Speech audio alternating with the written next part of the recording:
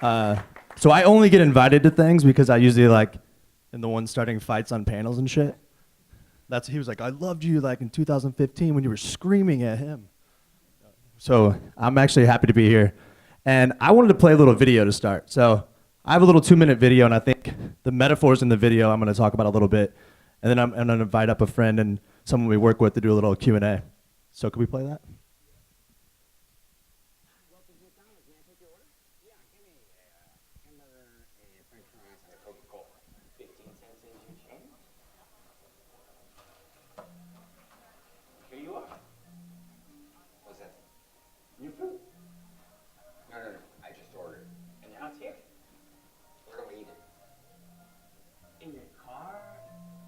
McDonald's brothers, what those two boys created, changed everything. This changed everything. Mac and Dick McDonald stumbled onto a new system to fix the ills of the drive-in business, essentially, which is what they were in when they started. Orders ready in 30 seconds, not 30 minutes. And you were going to love how we did it, Dick. You got to tell him. Tennis court? Okay. He brings me out to this tennis court, and he's drawn this line, the exact dimensions of our kitchen. Sink on the right, extruder on the left. Okay. And Dick is running around with this stick, marking where all the equipment should be. Tuck in. Tony, are you going to skip the tickles when we're really doing it? Yes. No. No. Catch up. Here's your lazy Susan. And tickles, and tickle, and mustard! The Speed D system is born, and it's off to the races. And we are an overnight sensation 30 years in the making. They didn't just create fast food as we know it. They had to invent all the things that we take for granted that didn't exist back then. So one of the things they did was they created a little machine, like a flour sifter looking kind of thing, that they would just push a button and the right amount of ketchup would drop right onto the bun every time. A fresh, delicious burger from grill to counter in 30 seconds. What they started, it really created the thing, except that Ray Kroc saw it and saw the future. You don't seem to realize what business you're in. You're not in the burger business. You're in the real estate business. Has anyone seen that movie? Yeah, if you fly on United, you probably have. So for me, I was like, I saw this. I was like, bots are like McDonald's. And I thought about it more, and I started thinking through all the things we do. And so as a chatbot platform, I was like, what do? We are sitting here designing language and then choreographing language to not fail over. And when I saw that, I was like, so it's just like the kitchen. He's like removing collisions so they can make hamburgers faster, and designing and choreographing language to remove errors to me was like, that's the game we're all in. That's the game of chatbots. Like, friction is the goal. Removing friction actually is the way that innovation usually happens. And when you remove it enough, people then believe it. And I think what was fascinating, and there's a few quotes in here that just like hit me. One was, he didn't believe it when he saw it. I don't know about you, but no one's calling me asking me for chatbots. As a chatbot platform, that's kind of fucked. But I think it's because no one sees what great is. And I truly believe when we do this right, that the feeling of going up to a drive-through window versus sitting in your car, there's another part of this where they had to throw a party to teach people to walk to the window. And they actually sat there and they're like, why would I get out of my car? This doesn't make any sense. And then like, because you sit there for 30 minutes, it takes forever, and you can walk up and get a burger in less than 30 seconds. And for me, that's kind of the state of the art. I mean, I love what he talks about bot to bot. That shit is not here yet. But I believe building great bots for people to see what good looks like is like where we're at today. And when they see it, they're not going to believe it. And then the whole idea of logging into websites, passwords, not keeping state, a browser tab open, going back to like change a menu item 5 steps back, a menu, fuck, if I X out of the browser, I lose the state, I don't even know what happened to it. Like, all of that is gone. But no one believes it's true today. And I think that's something to keep in mind of, I love being early in technology, but it is like a weird space to believe where you have to like believe your own bullshit because no one else believes it. And that's kind of where we're at, I feel, today. I've been doing this about 4 years now, and it still feels about the same. Like, we're all kind of saying the same things. Nothing's really broke through yet, but it's starting to happen. And for me, I'm looking for the McDonald's, because McDonald's didn't create McDonald's. McDonald's created the customer expectation for food. That's what's going to happen. And so when I think about that, our job is to enable brands to teach the customer what the future will look like. And that's what gets exciting about this community, this space, everyone here, is when it happens, I do believe that it could be bigger than the internet. Right now, everyone will be like, hey, Shane, VCs and shit. They'll be like, hey, man, like, what about all your competitors? And I'm like, there's like 100 people here. Like, it's the fucking internet, dude. Like, they don't even, and they're like, oh, I guess it could be big. Oh, I guess there's going to be a few companies built on the internet. I'm like, yeah, more than a few, like a lot. And I think what's fascinating to me is that's the state always at a market shift, but this one does feel different. Like the amount of money from the platforms going into this space, the amount of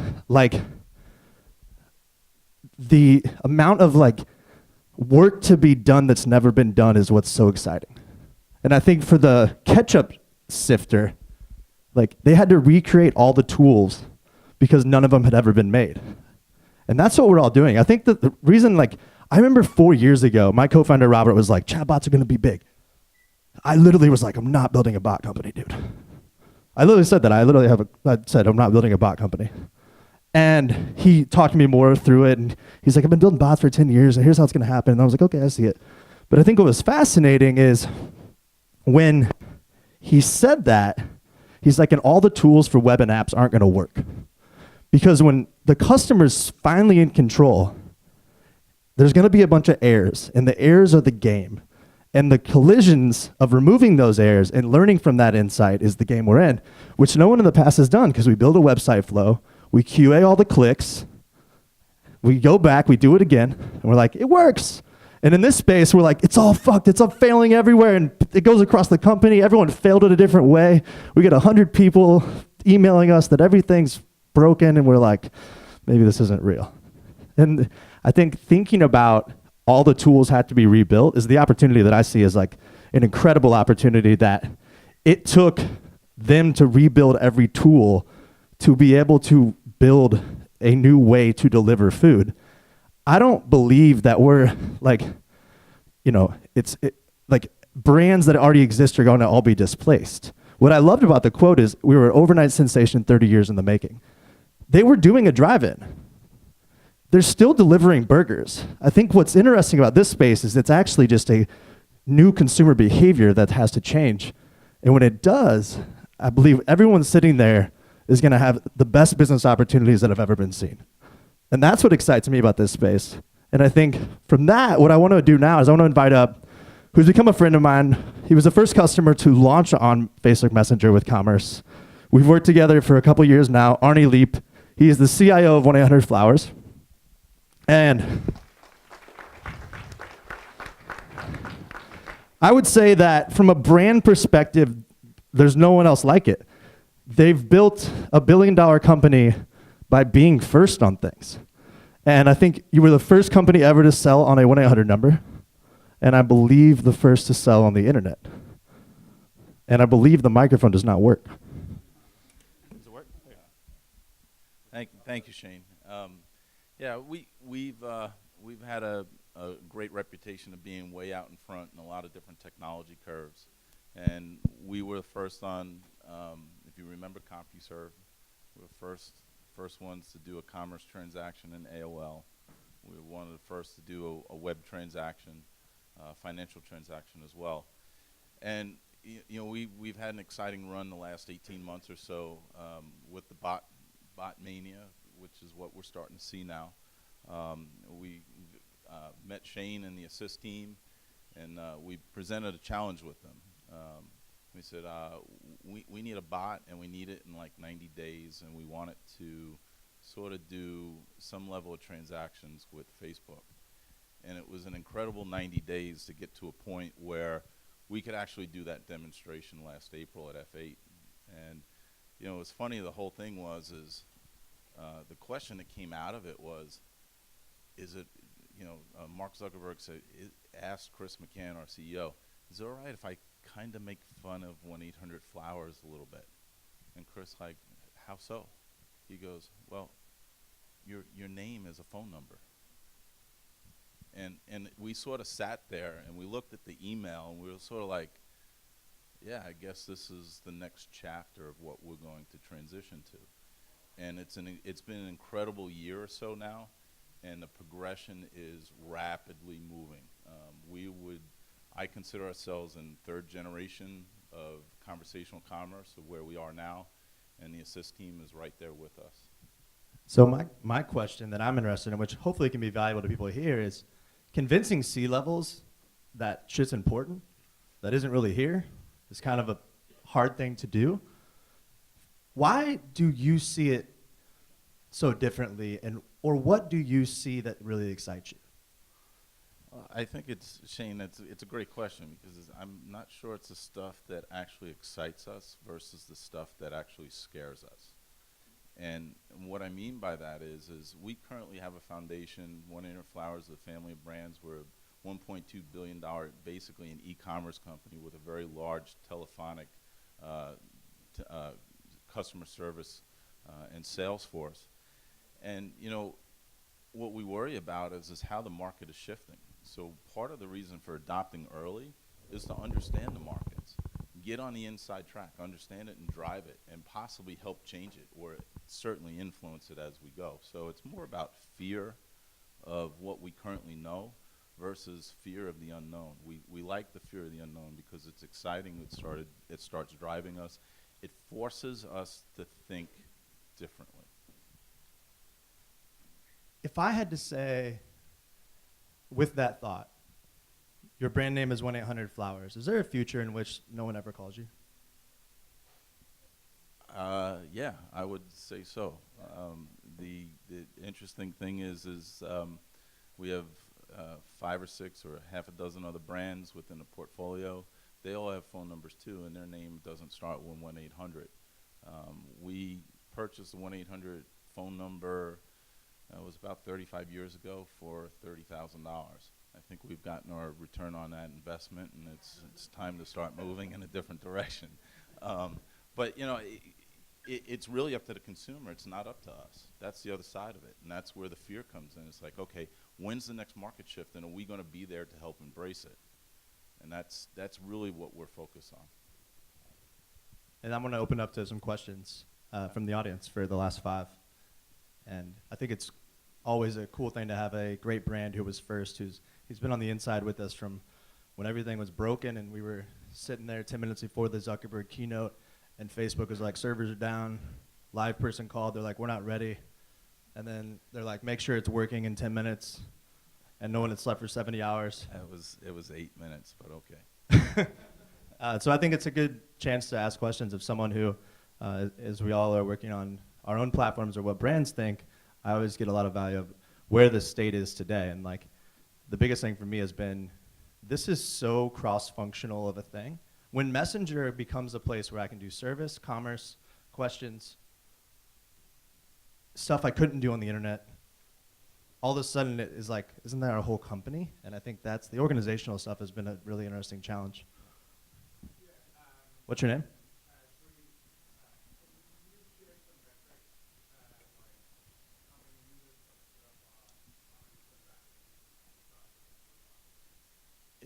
The traffic for the bots, because we're a publicly traded company, I can't necessarily tell you exact stats on what's going on, but it's a pretty significant effort at this point, meaning that it is growing. The traffic's growing day in and day out.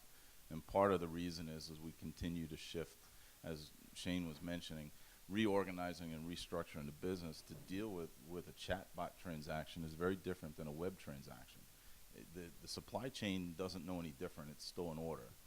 But the ability to configure and get everything squared away and deliver more personalized messaging and deep linking and doing the things that really users are now expecting. And I think we're all a little bit behind on that. We're not quite where we need to be, but we're getting there very quickly. And part of that is not having that fear of changing the organization. And so we literally sit in conference rooms and say, okay, all right, what half a dozen people do we need to go solve this problem? And is it a month-long problem? Is it 2 months? Is it a business quarter, et cetera? So we drive that. But the traffic itself on the bot is certainly forcing us to reconsider our investment, meaning positively, not negative. What is your name? My name is Arnie. How did you, when you launch out some new initiative like this, how did you do this business continuity, right? To take off, or how do you account for the exceptions? What do you?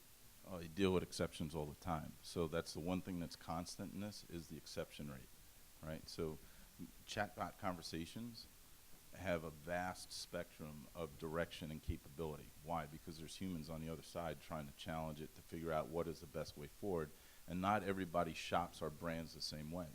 So the scope in which the conversations take place is quite large. So therefore, you have to embrace the fact that you're going to have failure.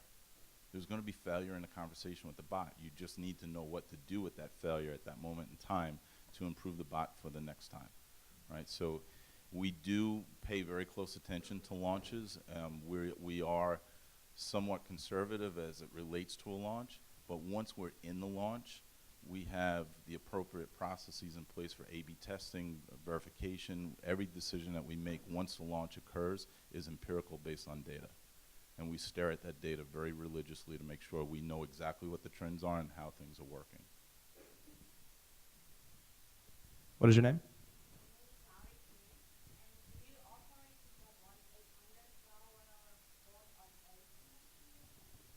Yeah, the 1-800 Facebook bot is something that we work with Assist. That's an Assist bot.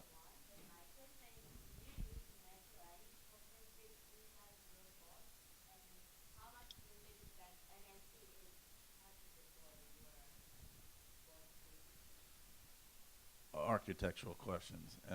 We don't have enough time in the next month and a half to answer that question directly. But NLP to me is a means to an end, right? A means to an end, meaning that it's just a transitional period in that transaction. I have to understand what you're doing. The bot needs to know what you're asking for, and then that has to translate to some level of action on our side. So there are many different flavors of NLP. To me, it's walking into an ice cream store with 50 flavors. One NLP is probably just as good as the other. Why? Because we're not looking for that perfect situation, because there's always going to be errors. The question is, do you understand and can you manage it and embrace the fact that there's going to be some level of inaccuracy in that process? So to me, an NLP engine is just one piece of the puzzle. I'll answer it technically because I think you were asking from the start. So when it launched, there was not NLP in it. Because it was like we just rushed out the door with Facebook and they were like, ship it. And we're like, all right, ship it.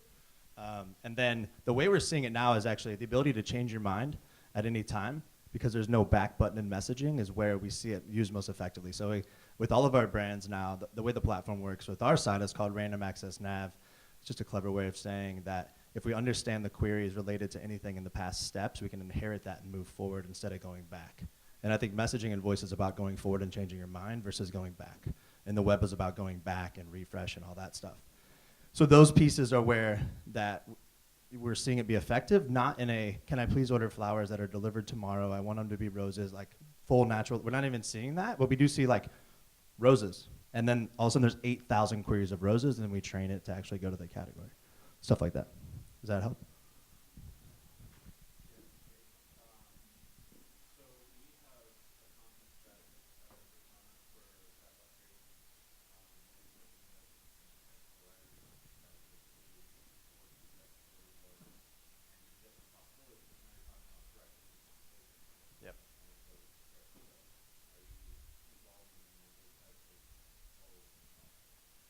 Yes, we make adjustments to our teams as we see fit. We do have, obviously, quite a bit of a cross-functional team involved with the messaging in a very native way within our organization that sort of sit from a product merchandising and a product marketing point of view, and we have been augmenting that staff accordingly.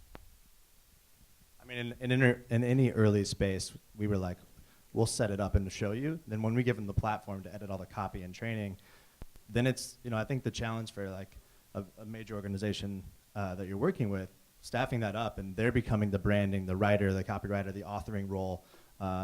And is it an agency in between? Is it an internal role, or is it the bot platforms? We've been trying to get out of that and focus more on friction and the flows and the plumbing, but we definitely, at the beginning, we were doing that. So, totally.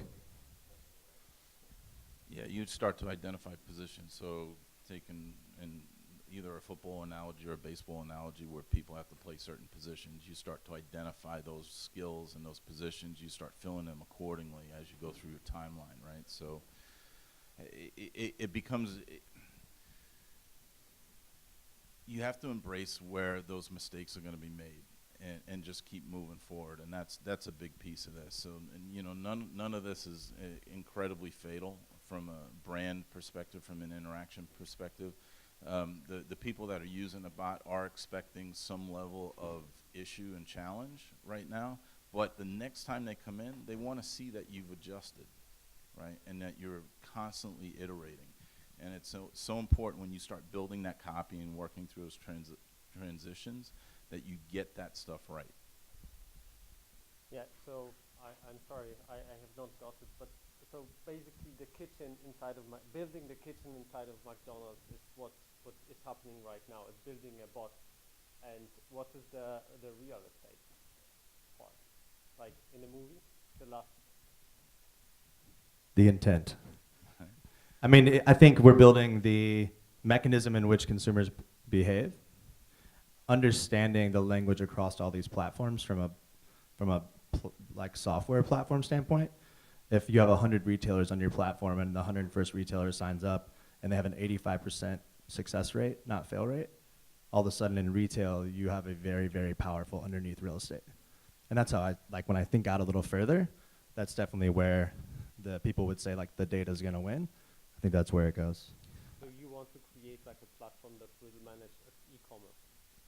Like, well, I think I'll answer the question slightly different. You're saying, what is the real estate? The real estate's the brand, in my eyes, right? So you have a kitchen called Speedy Service or Speedy System or whatever they label their mechanism for the kitchen, but that's the tool sets that are necessary, and then you put that on the real estate, which is 1 or 2 or 3 or multiple brands, and in our case, it's half a dozen to a dozen different brands at any given point.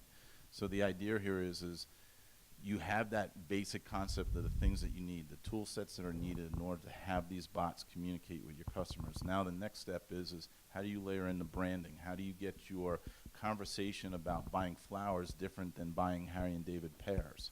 And it's a very different conversation, it's a very different intent, and it's a very different delivery mechanism. So there are aspects of and dimensions of that have to be changed.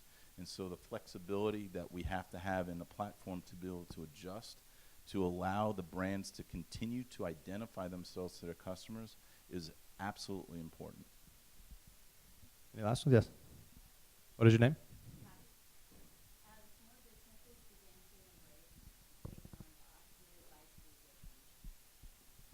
Well, I can't share every pain point in the last 18 months. That wouldn't be fair. Top 3. I'll give you some, maybe not the top 3. The most important thing is like adopting any technology. You have to be willing to invest time. It's not a money issue anymore. It's a time issue, and the people around and doing the deployments and doing that have to believe that what they're doing is absolutely positive it's a positive outcome to the company. It may fail. It may absolutely fail. But the idea is there's another project right behind it. There's another work stream behind that. We're reacting to and learning lessons from that and reacting appropriately. So when you start to look at chatbots, you have to make sure you have your customer's journey down square. Like, what is the user experience that you want to have your customers with the bot? And that'll drive everything else that you need to do.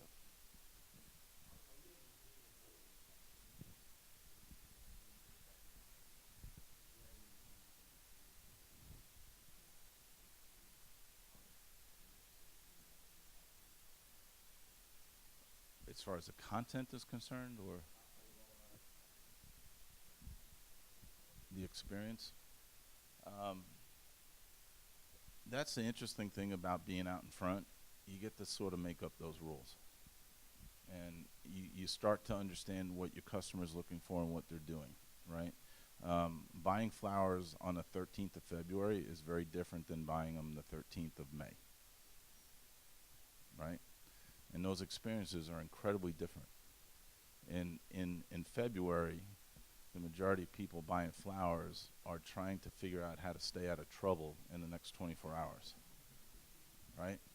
So the experience there and the conversation and the natural language processing that's required and the errors that are handled that have to be handled is a very different experience than buying flowers for your mom for Mother's Day. Moms are a little bit more forgiving. They don't mind receiving the flowers on Friday. Doesn't have to be Sunday. They just want to know that you were thinking about them, right? So there's a lot of different dynamics in our business as it relates to that, but we get to make up those rules. We get to decide what we believe our customers want.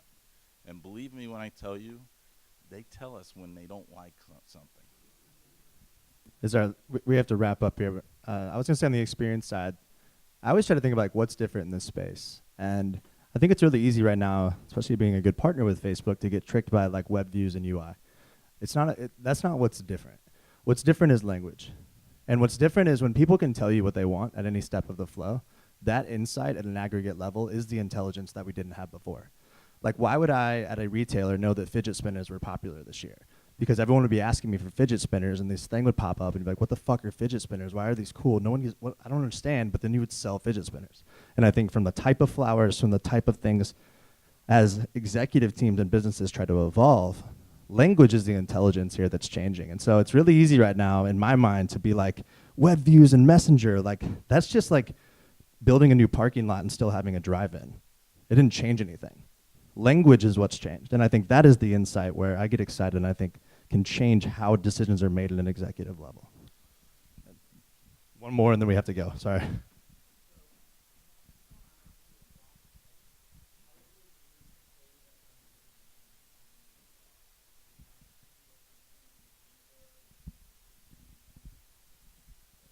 That's part of the secret sauce. There are certain roles, there's certain things. In order to operate e-commerce websites, we all didn't have those skills necessary to do that 15 years ago, but my God, there's quite a few experts now. We're sort of at that beginning of the bot phase of that. And for us, at 1-800-Flowers and our family of brands, all we want to do is continue to connect with our customers at that special moment in their life, right? So everything about how we communicate with them and the amount of information we're gathering back from the bots is invaluable to us because you don't get that interaction from a website. You don't get that immediate feedback. Thank you, Arnie. Thank you. Thank you, everyone. Thank you.